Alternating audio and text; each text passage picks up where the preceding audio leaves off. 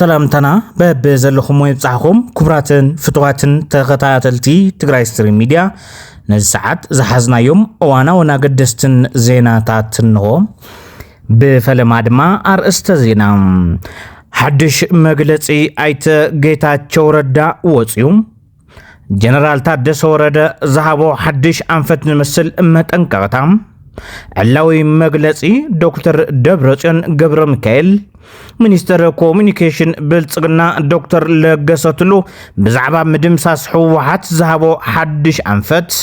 ኣብ ምዕራብ ትግራይ ዘሎ ሽፍትነት ምብታንን ዕጡቓትን ሓድሽ መግለጺ እውን ወፂሎም፣ ትእምት ንብረተይን መራሕተይን ኣምሊሰ ክትብል መግለጺ ወፅያላ፣ ኣብ ዋናው ጉዳይ ኢራንን እስራኤልን ዘሎ ውዕሎን ካልኦትን ንሎሚ ሒዝና ቀሪብና ኣለና። ንምክትታልኩም ላይክ፣ ሼር፣ ሳብስክራይብ ብምግባር ክትጅምሩ ብኽብርን ትሕትናን ሓቲትና። ረቢብና ብፍቕርን ሓደነትን ንቅድሚት ክንእንፍት ክንእምት ዘግብር ሓደነትና ክነጽንዕ ብዘለዎ ትርጉም እዮም ዝሰርሕዎ ዘለው። እዚ ኣብ መቐለ ዝካየድ ዘሎ ምስልታትን ምርኢታትን ዝኽሪ ሰማዕታት 15 ሰነ እዮም። በዚ ኣጋጣሚ ከም ትግራይ ስትሪም ሚድያ እንኳዕ ንመበል 37 ዓመት ዝኽሪ ሰማዕታት ትግራይ ኣብፅሐኩም እናበልና ናብ ናይ ሎሚ እንትንሰግር ኣብ ቀጽሪ ሓወልቲ ሰማዕታት ትግራይ መቐለ ፍሉይ ምርኢት ይካየድ ኣሎ። መበል 37 ዓመት መዓልቲ ዝኽሪ ሰማዕታት ትግራይ ሕድሪ ስዋኣትና ንምውሓስ ሉዓላውነት ብዝብል ቴማ በሰዓት ኣብ ቀጽሪ ሓወልቲ ሰማዕታት ትግራይ ብዝተፈላለዩ ምድላዋት ተሳሊጡሎም። እቲ መራሒ ግብሪ እናቐጸለ ምዃኑ ዝተፈለጠ ኮይኑ ሰማዕታት ትግራይ ንምዝካር ስነ ስርዓት ጠዋፍ መብራህ እውን ተሳሊጡሎም። መበል 37 ዓመት መዓልቲ ሰማዕታት እንትነኽብር ተመዛበልትና ሓድነታዊ ግዝኣትና ናብ መረበቱ ክምለስ ኣብ ንጽውዐሉ ኮይንና ኢና ኢሎም ኣቦ ወንበር ሕወሓት ዶክተር ደብረጽዮን ገብረ ሚካኤል። ዶክተር ደብረጽዮን ገብረ ሚካኤል መበል 37 ዓመት መዓልቲ ሰማዕታት እንትነኽብር እቲ ብመዘና ኣልቦ ጅግና ሰራዊትና ዝተፈጸመ ውዕሊ ፕሪቶርያ መሬትናን ህዝብናን ናብ መረበቶም ኣይመለሰን ጥራሕ ዘይኮነስ እቲ ውዕሊ ጠቕሊሉ ክፈርስ ዝሰርሖ ኣካላት ኣለዉ ኢሎም። ኣብዚ ዕለት ዝኽሪ ሰማዕታት ጥራሕ ዘይኮነስ ተሰውሉ ዕላማ ክነዕውት ኣብ ምርብራብን ስድራ ስዋኣትና ድማ ክንሕብሕብን ሓላፍነት ኩላትና ምዃኑ እንረጋግጸሉ ኢሎም ዶክተር ደብረጽዮን ሕግሮም ከም ዘይንዕብር እንደጊምና ድጋጊምና ቃልና ኣትወሉ መዓልቲ እያ። ብምዃኑ ካብቶም ብሔራዊ በዓላት ትግራይና ሓንቲ ዝኾነት ሰነ 15/2017 ዓ.ም ሎሚ ዓመት እንዝክራ ኣብ ግንባርና ተገቲሩ ዘሎ ሓደጋ ብሔራዊ ህላወን ምኽባስን ብውድብና ሕወሓትን በተመሳሳሊ ጊዜያዊ ተሓባባሪ ውድብ ዲሞክራሲያዊ ስምረት ትግራይ ኣይተ ጌታቸው ረዳ ብምኽንያት መበል 37 መዓልቲ ሰማዕታት ትግራይ መልእኽቲ ሕሊፎም ሎሚ ሰነ 14/2017 ዓ.ም ኣብ ገጽ ማሕበራዊ ሚድኦም ክብርን ሞገስን ንሰማዕታትና ኢሎም ኣቶ ጌታቸው ተሓሒዞም ውድቀት ብስም ሰማዕታት ተወሳኺ መስዋዕቲ ኣብ ልዕሊ ህዝብና ክመጽእ ህርዲግ ንዝብሉ ድሑራት ክብል ድማ ወሲኹ ገሊጹሎም። ጀነራል ታደሰ ወረደ መልእኽቲ ሕሊፉ ካብ ፖለቲካውን ሰላማውን ቃልሲ ወጻኢ እናኣቶ ዝኾነ ዓይነት ክያዶ ተገዲድና እምበር ደሊና ከም ዘይኮና ማሕበረሰብ ዓለም ክርድአና ይግባእ ዝብል መልእኽቲ እዩ መልእኽቲ ፕሬዚደንት ጊዜያዊ ምምሕዳር ትግራይ ሌተናል ጀነራል ታደሰ ወረደ ክንገብር ይግባእ። ካብዚ ወጻኢ ዘሎ መማረፂ ተገዲድና ንኣቶ እምበር ደሊና ንኣቶ ከም ዘይኮነ ዓለም ብምሉእ ዝግንዘቦ ሓቂ እዩ። ሕዚ እውን እንተኾነ ህዝብና ዋጋ ሰላም ዝርዳእን ሚሊሻታት ዞባ ምዕራብ ትግራይ ሸፊቶም ተባሂሉ ኣብ ዞባ ምዕራብ ዝርከቡ ሚሊሻታት ምስ ወገናትና ዳግም ኣይንዳመን ብዝብል ምኽንያት ናብ በረኻ ይብተኑ ኣለዉ ተባሂሉሎም።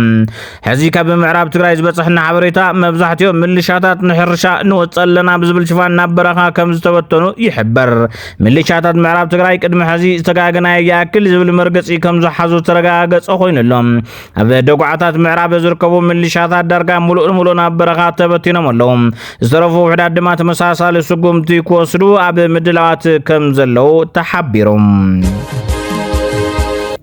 አምባሳደር ዲና ሙፍቲ ቅድም ክብል አበዛሃቦ መግለጺ 6.7 ቢሊዮን ገንዘብ ትእምት መንግስት ፌደራል ወሪስዎ ምባሉ ዝዝከር ኮይኑ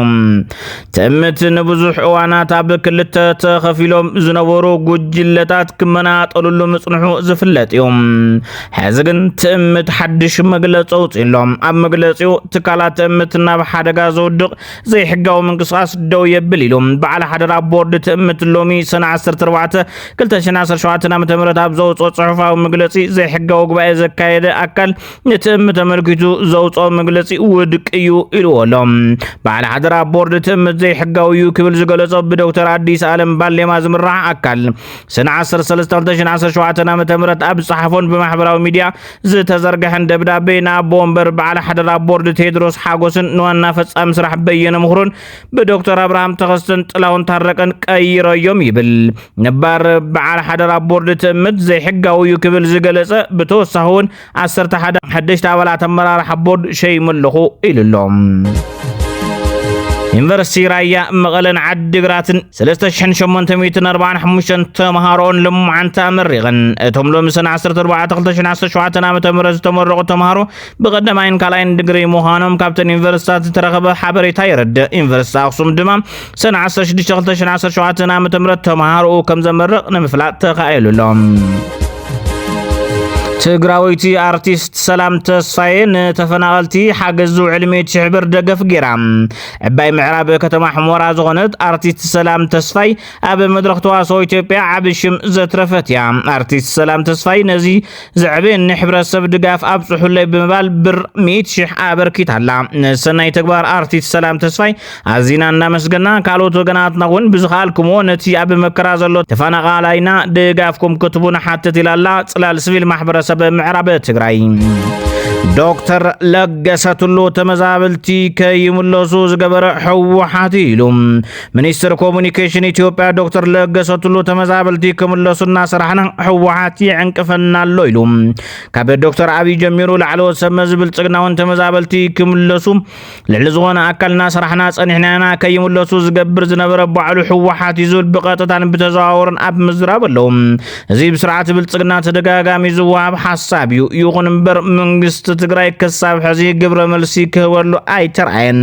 ተመዛበልቲ ንምላስ ዋላሎም ሙዓንት ድልዋቲና ተመዛበልቲ እንተደልዮም ክምለሱ ይኽእሉ እዮም ኢሉሎ ለገሰቱሎም ይኹን እምበር ብገለ ተጋሩ ድማ እዚ ማለት ልክዕ ከምቲ ሓደ ትግራዋይ ካብ ጎንደር ተፈናቂሉ መፂኡስ ተመሊሱ ናብ ጎንደር ከይዱ ዝነብር ማለት እዩ ደኒንኩም ትነብሩ እምበር ተጋሩና ናይ ተጋሩ መሬት ይናበልኩም ኣይትነብሩን እቲ መሬት ናትና እዩ ዘመሓድሩ እዮም ዝብሉና ዘለዉ መንግስታውን ጸጥታውን ማሕበርኩም ሒዝኩም ከይተኣቱ ማለቶም ይብሉ ብወገን ሕወሓት ድማ ተመዛበልቲ ምዘመሓድሮም ኣካል ጸጥታውን ውሕስ ብዝኾነ መንገዲዮም ክምለሱ ዘለዎም መሬት ምዕራብ ትግራይ ብመሰረት ሕገ መንግስቲ ኢትዮጵያ ናይ ትግራይ ግዛኣት እዩ ስለዚ ተመዛበልቲ ምስ መንግስታዊ ምሕደሮምን ጸጥታውን ውሕስ ኮይኑ ክምለሱ ኣለዎም ይብሉ ተመዛበልቲ ንምምላስ ተደጋጋሚ ትልሚ ወፂና ኢና ዝዕንቀፈ ድማ ሕወሓት እዩ ዝብሉን ናይ ብልጽግና ተደጋጊሙ ዝስማዕ ጭርሖ እዩ እቲ ትልሚ ወፂና ዝብልዎ ድማ እቲ ብሄራዊ ዓብይ ኮሚቴ ምስ ነባር ፕሬዚደንት ጊዜያዊ ምምሕዳር ትግራይ ናይ ሕዚ ናይ ስርዓት ብልጽግና ማኻር ዝኾነ ኣይተ ጌታቸው ረዳ ዝተስማዕምዕሉ ሰነድ እዩ ዝበሉ ወሃብቲ ርእይቶም እቲ ሰነድ ድማ ምዕራብ ትግራይ ሙሉእ ብምሉእ ኣብ ኢድ ብልጽግና ኦሮሞ ዘውድቕ እዩ ናይ ዝቀንዲ ተሓባባራይ ድማ ነበረ ፕሬዚደንት ጊዜያዊ ምምሕዳር ትግራይ እዩ ባዕሉ እቲ ነበር ፕሬዚደንት ድማ ማዕረ ስርዓት ብልጽግና እቲ ሰነድ ተግባራዊ ከይኸውን ሕወሓት ዕንቅፋት ኮይና ይብል ኣሎ ብምባል ናይ ኣይተ ጌታቸው ረዳ ይወቕሱ ለገሰ ቱሉ ግን ኣብ ናይ ሕዚ መልእኽቱ ሕወሓት ስለዝተዘረዘ ሕዚ ተመዛበልቲ ክንምልስ ዕንቅፋት የለን ዝብል መልእኽቱን ኣሕሊፉሎ ይኹን እምበር ኣብ ምምላስ ተመዛበልቲ ሰለስተ ኣካላት ይውቀሱ ብዋናነት ፌደራል መንግስቲ ካልኣይ ሕወሓት ሳልሳይ ጌታቸው ረዳ እዩ ይኹን እምበር ናይ ዚኣቶም ውቃስ ነዚ ተመዛቢሉ ዘሎ ህዝቢ ናብ መረበቱ ንኽምለስ ክሳብ ሕዚ ዝተሰርሐ ስራሕ የለን ዩዝቱጎ አሜሪካ ሰርሐቶ ሓድሽ መከላኸሊ ኤችአይቪ ኤድስ እዩ ውፅኢታውነቱ 99.9 ተባሂሉ እዚ ድሕሪ ዘመናት ዝተበፅሐ ተኣምራዊ ውፅኢት ምዃኑ እውን ተገሊጹሎ እቲ መድሓኒት ኣብ ዓመት ክልተ ግዜ ሓደ መርፍእ በብ6 ወርሒ ጥራሕ ብምውጋዕ ዝውሰድ እዩ ተባሂሉሎ ይኹን እምበር ዋግኡ 28.218 ዩኤስ ዶላር ማለት እውን ንሓደ ዓመት 14,109 ድማ ን6 ወርሒ በብዓመቱ ከምና ገበረውን ክቅጽል ይኽእል እዩ ከምዚ ዓይነት ስርዓት ምትካሉ ግን እቶም ሱኡናትና ቀነስካ እቶም ርኹባት ዝነብሩሉ ዓለም ምፍጣር ዝሕግዝ መከላኸሊ ዝብል ወቀሳ ይወሃበሎም እንተኾነ ግን እቲ ንዘመናት ኣፍ ደገ ጠፊዎ ዝነበረ መዞን ምርምርን መድሓኒትን መከላኸልን HIV ኤድስ ተስፋ ዝብልጭታ ይብሉ ሰብ ሞያ ተዓውዲ ኣብ መወዳእታ ኢራን ደብዳብ ከተቋርጽ ብዛዕባ ኒኩለሳዊ መደባታ ከም ዘይትዛተን ኣፍሊጣላ ሚኒስትር ጉዳያት ወፃኢ ኢራን ዓባስ አርሃቺ ኣብ ጀኔቫ ምስ አውሮፓውያን ዲፕሎማስኛታት ተራኺቡ ነቲ ዘሎ ወጥሪ ምስ ኣሜሪካ በመዝታይ ንኽፈትሖ ሕቶ ኣብ ዝቐረበሉ ደብዳብ ደው ከበለ ሃገሩ ንዘተኮፍ ከም ዘይትብል ኣፍሊጡሎም ክቡራን ተኸታተልቲ ትግራይ ስትሪም ሚድያ ዜናታት ሰዓት ነዞም ዝተኸታተልኩሞም ይመስሉ ነይሮም ላይክ ሼር ሰብስክራይብ ምግባር ከይትርስዑ ሰላም ንህዝቢ ትግራይ ሰላም ንኹሉ ወዲ ሰብ